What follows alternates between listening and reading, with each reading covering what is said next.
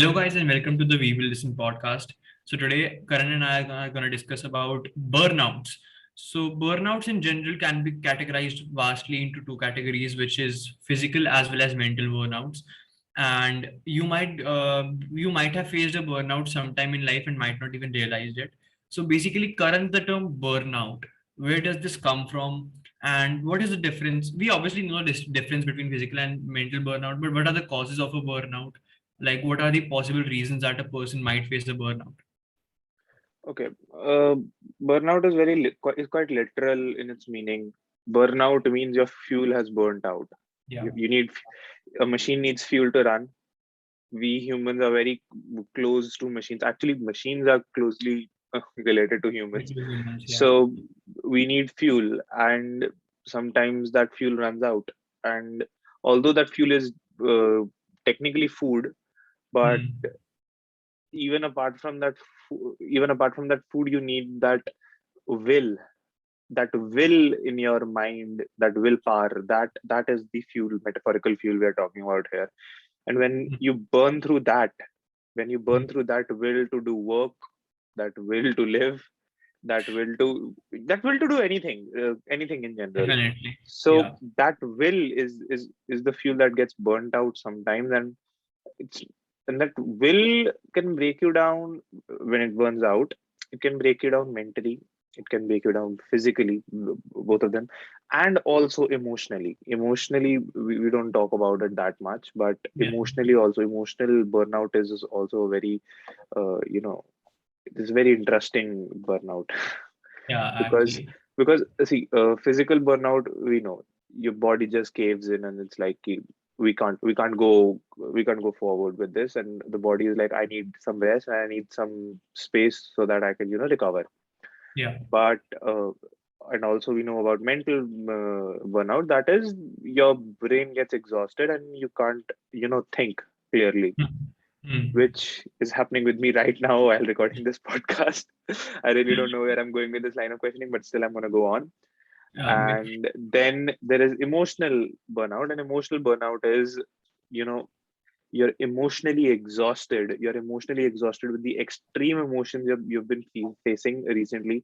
Like, if your life has been very eventful, for example, Hmm. Hmm. or Hmm. uneventful, it can be emotionally Been a part of exhausting. both of them. Exactly, it can be emotionally exhausting.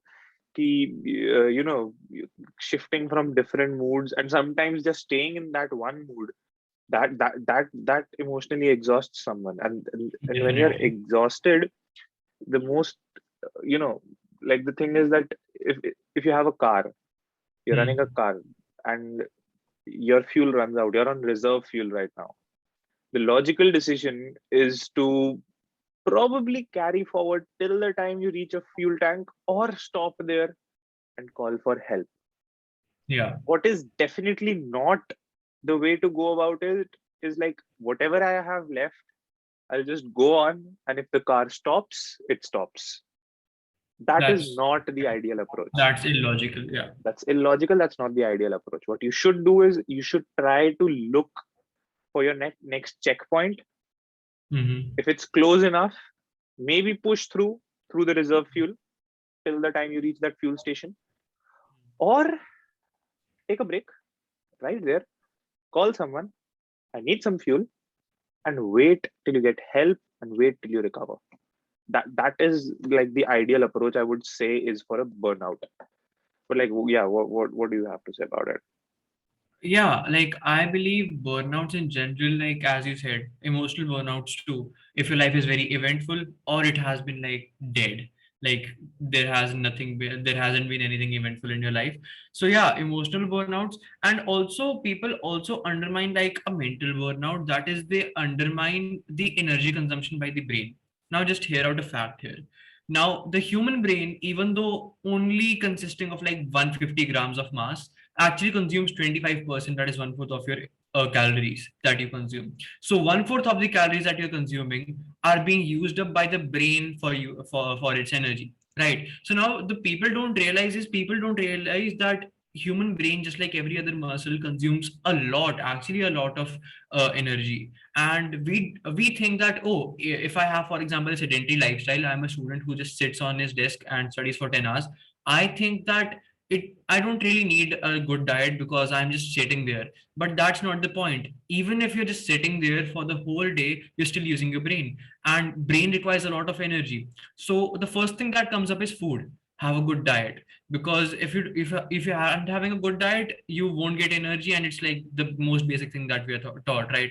And like, I personally suffer from not eating too much because I'm too indulgent in my work sometimes. I literally forget to eat my evening snacks, or I sometimes like shift my dinner from 9 p.m. to literally 11 p.m. just because I'm doing some work. And yeah, that happens with a lot of people. But that doesn't mean that you just reduce your overall calorie intake, because honestly that affects your performance. Similarly, if someone is trying to lose weight, they try to reduce their calorie consumption. So what they would do is they would reduce their calorie consumption. If they would do that in huge amounts, they might even face burnouts pretty quickly, because their brain isn't even getting the bare minimum. On the other hand, if you're consuming way too much calories, you sometimes may feel lethargic because your brain isn't even able to convert all the calories into energy. So eating too less or eating too much can have adverse effects. So eating just the right amount is the thing that you should do. The Yeah, second and thing that that is comes up, yeah. yeah, Yeah, go ahead, go ahead. go ahead. Okay, I was talking about Jordan Peterson. Yeah, okay. I know I've talked about him so much in this podcast, but like I saw his it was an interview he had, Jordan Peterson, Hmm. and then in Hmm. that he talked about the psychology of food. What Hmm. he told was that like a majority of the people who came up Hmm. to him that they had a lot of mood swings. They were absolutely exhausted through the end of the day. They were Hmm. absolutely, they were burnt out, and they were emotionally, physically, mentally, all sorts of burnt out. Hmm. And when Hmm. they approached him and they were like, "That is there something wrong?" What he analyzed for a majority of them was they were not eating right. They were not Hmm. eating enough. And if Enough. you're not eating enough, the thing is that it's not going to be good. Uh, a lot of his, a lot of his clients, they came up to him and they said that we skip breakfast. We don't feel Hmm. like eating it. And he's like, it's not like you feel like eating it. It's a compulsion. You have to eat Yeah, because exactly. if your body is a machine, that Yeah. machine needs fuel. And if you're not giving it, if you're not giving the fuel it needs, it is not going to work. You're going to need more Exactly. maintenance on it then. Hmm. You're going to need Hmm. more maintenance on it because, eh, see, I'm way too much going into machines right now. But if you burn out through the fuel, there's a chance of getting an airlock. Yeah. And if you get an airlock, that's a pretty big pain in the ass. Because like if you get an Definitely. airlock, you have to go to the mechanic, get the airlock out, and then refuel it. So that's an even bigger inconvenience, right? So the point was that eating right is absolutely necessary, and to be very honest, I'm not doing it right. Like just you said that you are not, even I am not doing it right. I've Yeah. been skipping breakfast for the past 1.5 months since I've been here, and it's not been pretty. It's not been pretty. I've not had I've not had healthy food. I've not had food at all properly, and Yeah. it's been really weird. But somehow it's been working for me. It's been working for me that I'm even if I'm eating less, I'm working out fine right now. But I do realize that I need to do it better, and Definitely. that is definitely a very important point that you need to you know focus on your diet. Definitely. And like, and also your analogy with the machine is totally justified, given that you actually have a pretty good knowledge about them. But honestly, not even about machinery, talking just about the human body in general, as far as I have researched about it. The thing being, the second thing that comes up is sleep as well. And now a lot of people are gonna relate with this sleep deprivation, or the so-called self-proclaimed insomnia. Some people self-diagnose themselves with insomnia, or whatever it may be. Maybe it's a messed up sleep schedule. Uh, as I said, I suffer from this too, honestly. And like, it's not even my fault. It's just that sometimes you might be indulged in work, you might not realize. And sometimes your work does require you to like take less than 5 or 6 hours of sleep, which is a very common trend these days, right? So now, for example, talking about me, I haven't had like more than 6 hours of sleep from the past 2 months or 3 months, because like I am actually used to 6 hours of sleep now. Sometimes I may even get less than that. The recommendation is like 7 to 8 hours, but once I've got used to 6 hours, I'm sticking with it because honestly that suits my timetable better.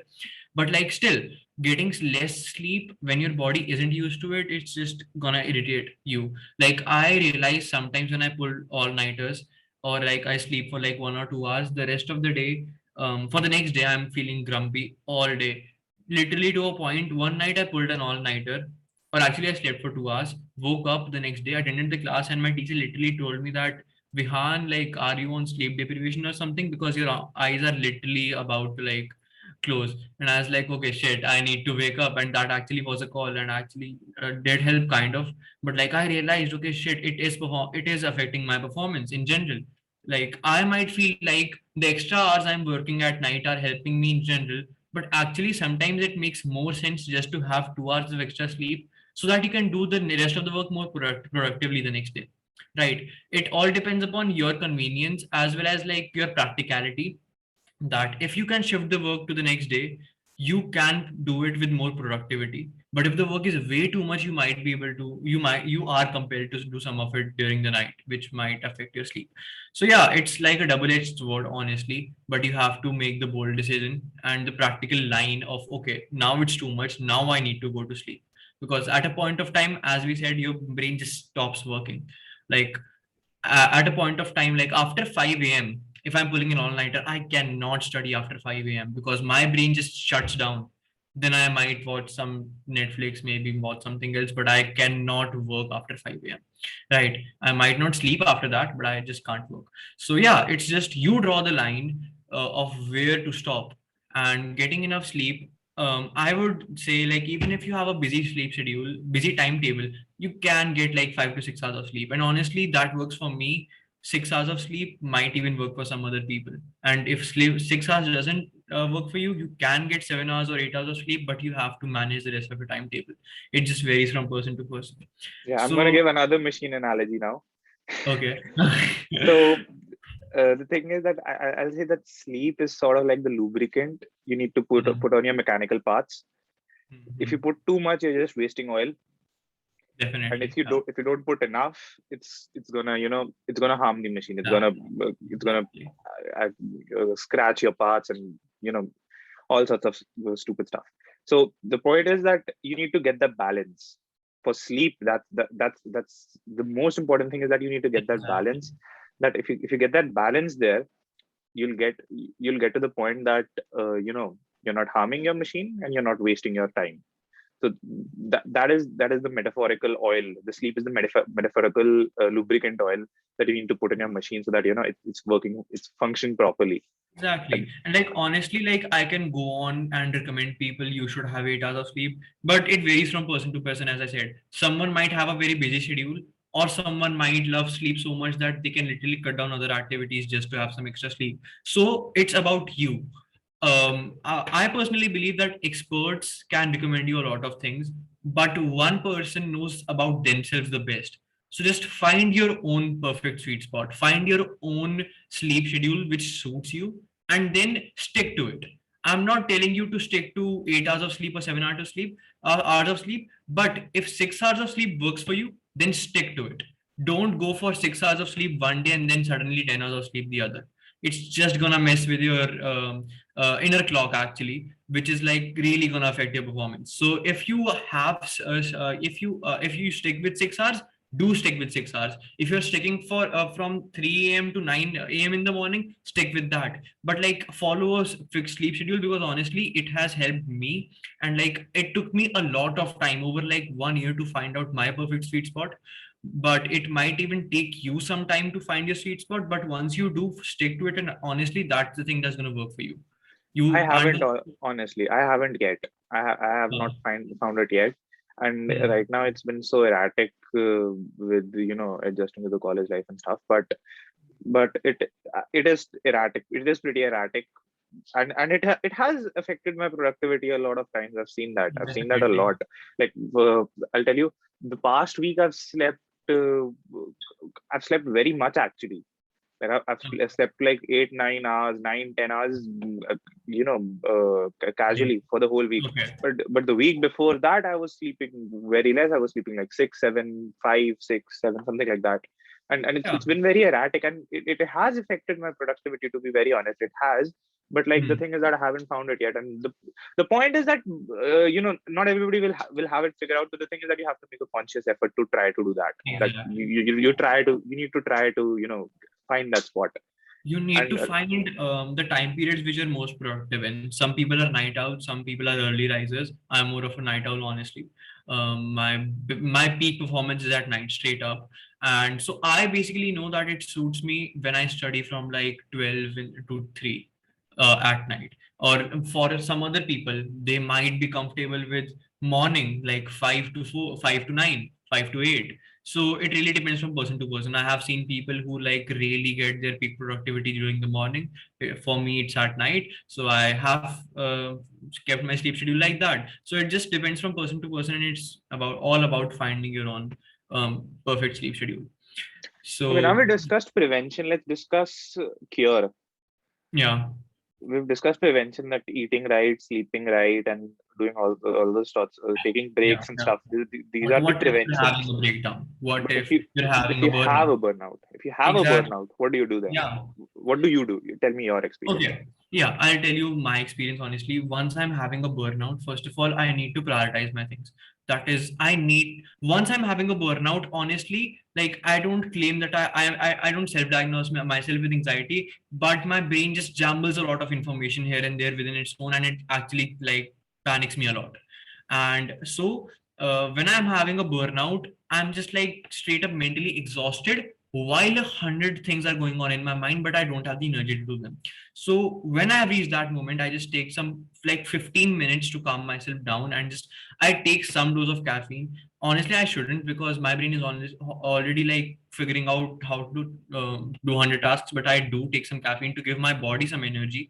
I take some caffeine, and I like to prioritize things, because once I prioritize things, I'm actually completing the things which are most important to me, so that the least important things, even if I have like consumed all my energy or exhausted all my energy, I still have completed the most important tasks, right? So I like to prioritize things. I like to prioritize even talking to people, like who are the people who I want to talk to, and who are the ones I have to like not talk to, cut myself from. So like I like to prioritize things straight up. If you're going through a burnout, my advice is just prioritize things, and like make a schedule, make a list. I don't know what is it with me and lists, but lists work wonders for me. Every day, if I make a to-do list, I'll like do loads and loads of work. But someday, if I just don't make a list, I don't feel like doing something, honestly. So like prioritize some things, make lists. Works for me, might as well work for you. Okay, So I'll tell what do you you think? mine. Yeah, Okay, burnouts are, we've discussed burnouts, but burnouts are also of two types. Like yeah, one is short term, the yeah, other is long term. Like short term definitely. burnout is through the day. By the end of Hmm, the day, you're too exhausted to even attend the last class or do your assignment.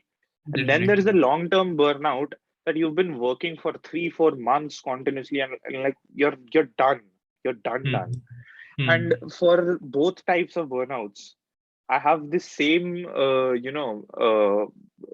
same cure for both of hmm. them. That is escape.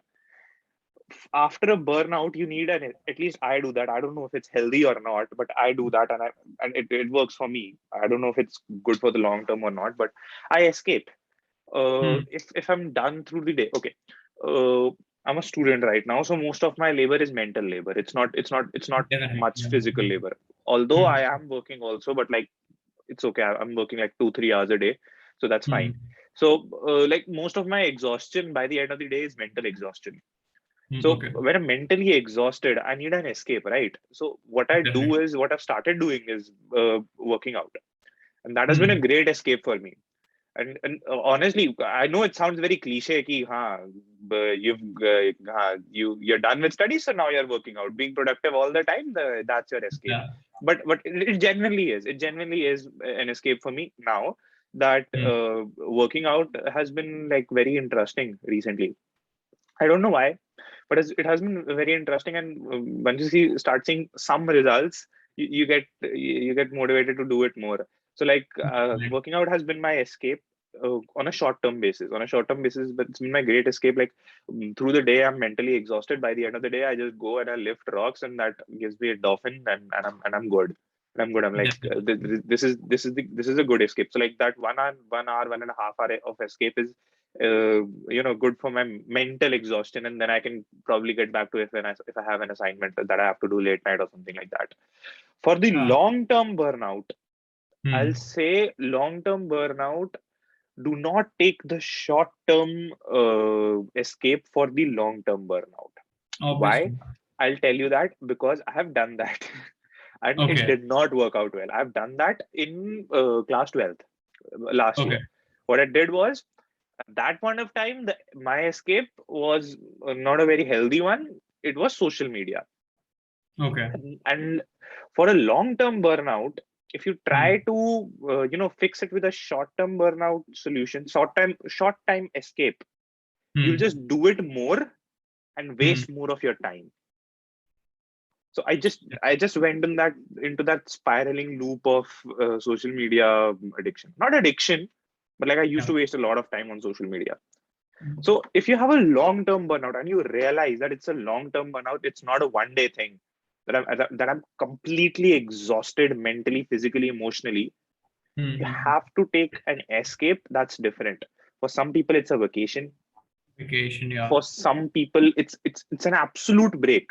It's an absolute break Hmm. from what all of your responsibilities. Yeah. For some people, it can be anything else. But the thing is that you need to realize that the short term escape should be different than the long term escape. If the burnout is short term and if the burnout is long term. Definitely. Yeah. And I agree, like vacations are necessary, breaks are definitely necessary. Like if you're constantly working for like 2, 3 months and you haven't got a single break, it's not only about exhaustion or burnouts, it's also about you'll feel depressed. And it's not as if medical depression, but it's just that the same routine will literally eat you up from the inside. You need a change. Everyone needs a change of environment, a change of sight, a change of anything. Literally any change would actually be very beneficial for a person who has been doing the same thing over and over again. So yeah, definitely breaks, vacations. And yeah, exactly, as you discussed about short term vacations too, short term vacations or short term like escapes, people can have those. And obviously you need at least one short term escape that you can look up to at the end of the day. For me, it's just one beautiful hour of me spending me scrolling through social media after I've completed all my work during the day. And yes, as you said, it's not a very healthy escape, but it for me it works because I have something to look up to. I look up to, okay, I'll first complete my work, then I'll have one complete hour of pure solitude, that is me with music and social media, and I'll be chilling.